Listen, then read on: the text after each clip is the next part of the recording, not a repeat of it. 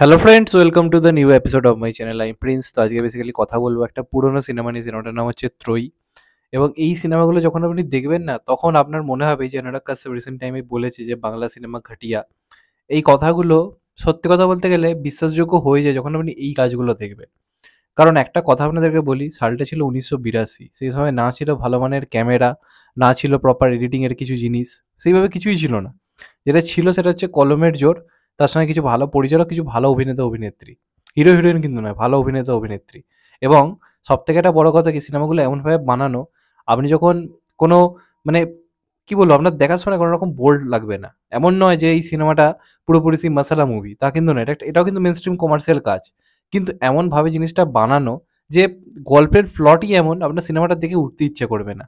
এমন ধরনের গল্প, এবং এগুলো দেখে সত্যি মনে হয় আজকে বাংলা সিনেমার অবস্থা কোথায় এসে দাঁড়িয়েছে। হ্যাঁ, সময়ের সঙ্গে সঙ্গে হয়তো সিনেমার ধরন পাল্টেছে, কিন্তু মেকিং, আজকে আমাদের বাংলা সিনেমার যে মেকিং, এটা অনেকটাই আজকে পিছনে পড়ে গেছে। এই সময়টা, আমি যে সময়টার কথা বলছি 1982 সাল, এই সময়টা কিন্তু বাংলা থেকে হিন্দি সিনেমা রিমেক হতো। তার পেছনে কিছু কারণ ছিল। কারণ এই সময় বাংলা সিনেমার গল্প এত সুন্দর হতো না। মানে একটা সাধারণ গল্প, সেটাকে যেভাবে প্রেজেন্ট করা হচ্ছে, এক কথায় অনবদ্য। তো আজকে সেরকমই পুরোনো সিনেমার যে রিভিউগুলো করি, সেখানে যে সিনেমাটা নিয়ে কথা বলবো সেটার নাম হচ্ছে ত্রয়ী। এখানে প্রথমবার আমরা হয়তো দেখতে পেয়েছিলাম সৌমিত্র ব্যানার্জিকে, তোমরা সবাই চেনো, যাকে আমরা বেসিক্যালি মালটাকে গাড়িতে তোল, এই ডায়লগের জন্য সে বেশি জনপ্রিয় ছিল। মানে one of the biggest villain of Bengali film industry. মানে বেশ কটা বছর তিনি ভিলেনের চরিত্রে কাজ করেছিলেন, এবং ওনাকে ভিলেন হিসেবেই লোকে বেশি ওনাকে চেনে। কিন্তু একটা সময়ের পর উনি হারিয়ে যান, বেশি বছর বয়স অব্দি উনি বাঁচেননি। তো তিনি এই সিনেমায় কিন্তু পুরোপুরি একটা পজিটিভ ক্যারেক্টার প্লে করেছিলেন। মানে কোনো নেগেটিভিটি ছিলই না চরিত্রটার মধ্যে, মানে কোনো রকম কোনো নেগেটিভিটি ছিল না। সেই রকম একটা চরিত্র উনি প্লে করেছিলেন। এবং আপনার এই সিনেমাটা যখন ওনাকে দেখবেন, কেন জানি না আপনার মনে হবে যে এনাকে বহুবার হিরো করা যেত। ইন্ডাস্ট্রি করেনি, ইন্ডাস্ট্রি তাকে টাইপ কাস্ট করে পুরোপুরি ভিলেন বানিয়ে দিয়েছিল। এবং এনার কিন্তু স্বপ্ন ছিল হিরো হওয়া। এই সময় সিনেমাটাও কিন্তু প্রপারলি উনি হিরো হননি, বলতে পারে ডবল হিরো মুভি। তবে মিঠুন দার চরিত্রটার মানে এটা বেশি ছিল, গুরুত্বটা অনেক বেশি ছিল, যে কারণে এখানেও কিন্তু এক প্রকার সাইড অ্যাক্টরই হয়ে গেছিল। এরপর কোনোদিনই তাকে হিরোর চরিত্রে এরকম ধরনের পার্টে পজিটিভ ক্যারেক্টারে তাকে ভাবা হয়নি, চিরকাল থেকে আমরা ভিলেনের চরিত্র করতে দেখেছি। তো এই সিনেমাটা এত ভালো একটা কাজ, আমি অনেক ছোটবেলায় দেখেছিলাম। ডিডি বাংলাতে হতো, তখন দিত মাঝে মধ্যে। তখন 1, 2, 3-তে পড়ি, তখন দেখেছিলাম। গানগুলো তো বহুবার শুনেছি। তো সিনেমাটা আমার তারপর আর দেখা হয়নি। তো এখন আমি ঠিক করেছি মাঝে মাঝে পুরোনো সিনেমা নিয়ে কথা বলে দেখবেন, কালকেও বলেছি, আজকেও ইচ্ছা আছে বিভিন্ন পুরোনো সিনেমা নিয়ে এখন কথা বলছি দুপুরবেলার দিকটা করে। হিন্দি বাংলা সব ধরনের সিনেমাই এখন দেখছি। মনে হলো যে দেবজিৎ থেকে সরে এসে একটুখানি অন্যরকম কন্টেন্টে কাজ দেখবেন। এখন আমি অনেক কমিয়ে দিয়েছি দেবদা বা জিদ্দাকে নিয়ে ভিডিও করা। অনেক এক্সক্লুসিভ আপডেট হয়তো পাচ্ছি এটা ওটা, কিন্তু ভিডিও করছি না। এখন আমি চাইছি বেসিক্যালি একটু অন্যরকম কিছু করতে। 40,000 হয়ে গেল চ্যানেলের সাবস্ক্রাইবার, তো একটু ম্যাচুরিটি এবার দেখাতে হবে, যে কারণে একটু হলেও আমি এখন চেষ্টা করছি বিভিন্ন জিনিস নিয়ে আলোচনা করা। তো তেমনভাবেই আজকে এই কাজটা নিয়ে আমি কথা বলছি বেসিক্যালি। তো বেসিক্যালি এটা কিন্তু একটা ত্রিকোণ প্রেমের গল্প, এবং এরম গল্পের আমরা এরপর বহু কাজ দেখেছি। কিন্তু একটা টাইম আপনি যখন এই সিনেমাটা দেখবেন, আপনার ব্যাকডেটেড মনে হবে না, মানে আউটডেটেড মনেই হবে না, যেটা সেই সময়ের কাজ কি আর এমন থাকবে। কিন্তু এই সিনেমাগুলো দেখে আপনি আজকের দিনের যারা রাইটার, তাদের মনে হয় অনেক কিছু শেখার রয়েছে। কিভাবে একটা সিম্পল গল্পকে অসাধারণভাবে প্রেজেন্ট করতে। এবং মিঠুন চক্রবর্তী একটাই ছিল, একটাই আছে, একটাই থাকবে, the legend, one of the greatest actor of Indian film industry, the Mithun Chakraborty. কি পারফরমেন্স করেছেন উনি, কাঁদিয়ে ছেড়ে দিয়েছেন। মানে জাস্ট লিটারেলি বাচ্চা ছেলের মতো কেঁদেছি এই সিনেমাটা যখন শেষ হয়। এত ভালো ওনার পারফরমেন্স। এবং আমরা মিঠুনদাকে বরাবরই কি, মিঠুন বলতে যেটা মাথায় আসে কি, অ্যাকশন হিরো, বা কমেডি ভালো করে, নাচে ভালো, এই জিনিসগুলি মাথায় পড়ে। কিন্তু মিঠুনদাকে প্রপারলি রোম্যান্স করতে কজন দেখেছে, যে একটা রোম্যান্টিক হিরো রোম্যান্স করছে, এটা আমরা খুব কমজন দেখেছি। তো এই সিনেমাটা কিন্তু তাদের জন্য, যারা ওই মিঠুনদাকে খুব একটা মানে দেখেনি রোম্যান্টিক সাইডটা। তো এইখানে তোমরা মিঠুনদার কাজ দেখো, একটা রোম্যান্টিক হিরো হিসেবে তার পারফরমেন্স যখন তোমরা দেখবে, সেই শাহরুখ খান আমরা ফিল হবে। সেই অ্যাকশন হিরো মিঠুনদাকে তোমরা ভুলে যাবে, এত ভালো এখানে কাজ করেছে, যেমন ওনাকে দেখতে লেগেছে। এবং ওই সময়টা মিঠুনদার মানে দেখুন, মিঠুনদা কিন্তু খুব ফর্সা কোনোদিন ছিল না, প্রচুর মেকআপ ইউজ করতো না, কিন্তু মুখের মধ্যে একটা অদ্ভুত সরলতা ছিল। মানে আমাদের পাড়ার মানে ছেলেদের মতো আর কি, রকচটা ছেলে যেরকম টাইপের হয়, তো সেরকম টাইপের ছিল। তো যে কারণে না খুব রিয়েলিস্টিক লাগতো বুম্বাদাকে, মানে মিঠুনদাকে আর কি, অ্যাজ এ হিরো। তো এইখানে সেই জিনিসটা আমার লেগেছে।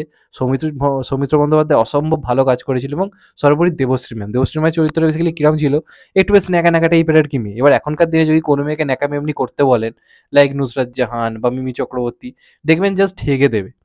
ন্যাকামি অভিনয় কি করে করতে হয়, দেবশ্রী ম্যামের কাছে গিয়ে না এদের 3-4 দিন থেকে ক্লাস করা উচিত, যে ন্যাকামিটাকে অভিনয়ের মাধ্যমে বার করে আনা। দেখুন জাস্ট এই সিনেমাটা, একটা এমন টাইপের মেয়ে যে খুব চনমনে, ন্যাকা ন্যাকা ভাবে কথা বলে, কি সুন্দর ওনার পারফরমেন্স। এবং সর্বোপরি যে প্রেমটা, দুজনের সঙ্গে মানে দুটো ছেলে আর কি একটা মেয়েকে ভালোবাসে, তিনজনে খুব ভালো বন্ধু, খুব ভালো বন্ধু। কিন্তু এই বন্ধুত্বের জন্য ওরা কেউ একজন একজনকে বলতে পারছে না ডাইরেক্ট কথাটা। মেয়েটা কাকে ভালোবাসে। তো বেসিক্যালি এটা নিয়ে হচ্ছে গল্প। এবং সিনেমার লাস্টে অবশ্যই ট্র্যাজেডি রয়েছে যে কোনো একজন তো মানে তাকে ছেড়ে দিতে হবে। এবার সেটা কে তার জন্যই সিনেমাটা তোমাদেরকে দেখতে হবে। আল্টিমেটলি আমার মনে হয় অনেকে জানে যে কে আল্টিমেটলি। কিন্তু প্রত্যেকের কাজ এই সিনেমায় অসম্ভব ভালো। বেসিক্যালি যারা সাইড অ্যাক্টর এবং আজকালকার দিনে মানে কি বলবো বাবা-মায়ের সঙ্গে ছেলেদের সম্পর্কটাকে ভালো দেখানো হয়। মানে সেভাবে প্রেজেন্ট করা হয় না। এখানে দেখুন মানে একই প্যারালালি ত্রয়ী হিসেবে যদি দেখা যায় এই ৩ টে চরিত্র মিঠুন, সৌমিত্র ব্যানার্জি, দেবশ্রী ম্যাম এই ৩ টে এক প্রকার ত্রয়ী। আবার এই গল্পেই মিঠুনের যে আরকি মা তার সঙ্গে আরকি দেবশ্রীর আরকি যে বাবা আরকি তাদের একসময় প্রেম ছিল। তো সেটাও কিন্তু এক প্রকার একটা ত্রয়ী হয়ে যাচ্ছে। তো গল্পের কতগুলো প্লট সাবপ্লট আছে বুঝতে পারছেন? তো এই ধরনের গল্প ওই সময় লেখা হতো এবং কি অসম্ভব সুন্দর গান! আহা! মানে গানগুলো কি? মানে গানগুলো আপনাকে আমি এক, এক করে বলছি। আ আরো কাছাকাছি, কাছে এসো। তারপর মিঠুন চক্রবর্তীর একটা স্যাড সং রয়েছে। তারপর ধরুন ওই গানটা আ একটানেতে বলে যে গানটা ছিল। তারপর ধরুন জানা অজানা। মানে কোন গানটা ছেড়ে কোন গানটার কথা বলবো? তারপর ধরো কথা হয়েছিল, কথা হলো না বলে যে গানটা ছিল আরকি। প্রত্যেকটা গান মানে এরকম অ্যালবাম মনে হয় খুব কম এসছে। মানে একটা গানকেও আপনি খারাপ বলতে পারবেন না। পুরোনো সিনেমা দেখার সময় আমরা কি করি? বহু সময় গানগুলোকে স্কিপ করে যাই। কিন্তু এখানে না গানগুলো আপনার শুনতে ইচ্ছে হবে। মানে ১০০ বছর পরেও লোকে এই গানগুলোকে মনে রাখবে এবং মিঠুন চক্রবর্তীর এখানে যে পারফরম্যান্স মানে চিরস্মরণীয় হয়ে থাকবে। কি অনবদ্য ওনার অভিনয়! ইমোশনাল সিনগুলোতে বেসিক্যালি আপনি চরিত্রটার প্রতি ফিল করবেন। একটা সিন রয়েছে আয়নার সামনে দাঁড়িয়ে একটা ডিপ্রেশনের শিকার আরকি। চরিত্রটার মধ্যে একটা ডিপ্রেশন চলে এসছে। তো আয়নার সামনে দাঁড়িয়ে প্রতিবিম্বের সঙ্গে কথা বলছে। কি অভিনয় করেছে ওখানে! মানে আমাদের মধ্যে কি দুটো পুরুষ লুকিয়ে রয়েছে। আমরা একটা বাইরে দেখে, একটা ভেতরে দেখি। তো ওইটাকে যেভাবে আয়নার মাধ্যমে ফুটিয়ে তুলেছিল মিঠুন চক্রবর্তী, জাস্ট আনবিলিভেবল। এবং আজকের দিনে দাঁড়িয়ে আপনি যখন সিনেমাটা দেখবেন আপনার গায়ে কাঁটা দেবে। কত বছর আগের কাজ। আমি বেসিক্যালি ইউটিউবেই দেখলাম। ইউটিউবে কিন্তু আপনারা সিনেমাটা ফুল ভার্শন পাবেন না। বেশ কিছুটা কাটা রয়েছে। সিনেমাটা বেশ বড়। ২ ঘন্টা ১০-১৫ মিনিট হয়তো সিনেমা হবে। ইউটিউবে ১ ঘন্টা ৪৬ মিনিট অ্যাভেলেবেল। তাও আপনারা বুঝতে পারবেন। তবে যদি পুরো সিনেমাটা দেখতে চান আমার মনে হয় ক্লিকে অ্যাভেলেবেল রয়েছে। ক্লিক অ্যাপে আপনারা ওখান থেকে দেখতে পারেন। আমি বেসিক্যালি ইউটিউবেই দেখলাম যেহেতু ইউটিউবে আমার ক্লিকে সাবস্ক্রিপশন নেই। তবে তাও আমি সিনেমাটাকে ফিল করতে পেরেছি। আমি সিনেমাটাকে এনজয় করতে পেরেছি এবং আজকালকার দিনে এই মেকিংটাই হচ্ছে না। একটা সহজ সরল গল্প। এই সিনেমাটায় বলুন না কি হিরোর সিক্স প্যাক আছে? এই সিনেমায় কি বিদেশে গানের শুটিং হয়েছে? এই যে জানা অজানা যে গানটা যখন ফার্স্টে হয়, কি সুন্দর গানটার ভিডিওটা আপনারা দেখবেন। না ছিল তখন ভালো ক্যামেরা, না ছিল হিরোদের ভালো ড্রেস, কিচ্ছু ছিল না। শুধু কি পরিচালকের ভিশন যে জিনিসটাকে আমি এইভাবে প্রেজেন্ট করব। তো আজকে ওই জিনিসগুলোর খামতি হয়ে যাচ্ছে যে কারণে বাংলা ইন্ডাস্ট্রি কিন্তু এই ধরনের জিনিস মানে বানাতে পারছে না। সিনেমা ভাই এই টাইমেই হতো সত্যি কথা বলতে গেলে। এগুলো ছিল আসল কাজ। মানে মেইনস্ট্রিম কমার্শিয়াল সিনেমা। অথচ এমনভাবে বানানো যে এই আজকালকার দিনে যদি এরকম সিনেমা বানানো হয়, আমি সিউর আমি গ্যারান্টি দিচ্ছি ইউথরা মাল্টিপ্লেক্সে দেখতে যাবে। কারণ গল্পগুলো তো আমাদের গল্প বলছে, তাই না? এখানে যে মানে গল্পটা মিঠুন চক্রবর্তী বেসিক্যালি চরিত্রে যেভাবে দেখানো হয়েছে না, আজকালকার যারা ইউথ আরকি তারা খুব মানে কি হয়, এখন আমরা ইউথ যারা বেসিক্যালি আজকালকার হিরোদের সিনেমা দেখতে বেশি প্রেফার করি। কিন্তু যদি একবার আপনি মিঠুন চক্রবর্তীর কাজটা দেখেন না, আপনি মিঠুন চক্রবর্তীর জাস্ট ফ্যান হয়ে যাবেন। মানে এত সুন্দরভাবে পার্টটা করেছিল। একটা টাইম এই চরিত্রটা আপনাদেরকে প্রচুর মজা দেবে। আবার একটা টাইম খুব ইমোশনাল করে দিচ্ছে। এবং প্রত্যেকের কাজ ভালো এবং অসম্ভব ভালো একটা সিনেমা আমি বলব অবশ্যই দেখো।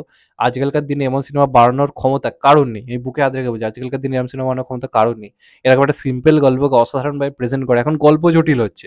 সিনেমাগুলো কিন্তু সরল হচ্ছে না। ওই সময় গল্প খুব সাধারণ ছিল। সিনেমাগুলোকে জটিলভাবে বানানো হতো। মানে কিরম বলতে চাইছি? মানে অসাধারণভাবে বানানো হতো। আজকে এই জিনিসটারই অভাব হচ্ছে। বাজেটে কিচ্ছু ম্যাটার করে না। এই সিনেমাটা বক্স অফিসে আগুন মানে ঝড় তুলেছিল। তো এই হচ্ছে বেসিক্যালি ব্যাপার। তো মনে হলো এই সিনেমাটা নিয়ে কথা বলি এবং তোমরা আরো কিছু, কিছু পুরোনো সিনেমার নাম আমাকে রেফারেন্স করো যেগুলো তোমরা রিভিউ শুনতে চাও। তাহলে আমি অবশ্যই সেগুলো দেখব। দেখে অবশ্যই রিভিউ করব। আর সবাই ভালো থেকো, সুস্থ থেকো। চ্যানেলটা নতুন হলে চ্যানেলটাকে সাবস্ক্রাইব করে দিও and get the bell icon. ভালো থেকো সবাই। Take care. নমস্কার। আবার দেখা হবে এখন তো বাই। সবাই ভালো থেকো, সুস্থ থেকো। নমস্কার। Take care. আবার দেখা হবে।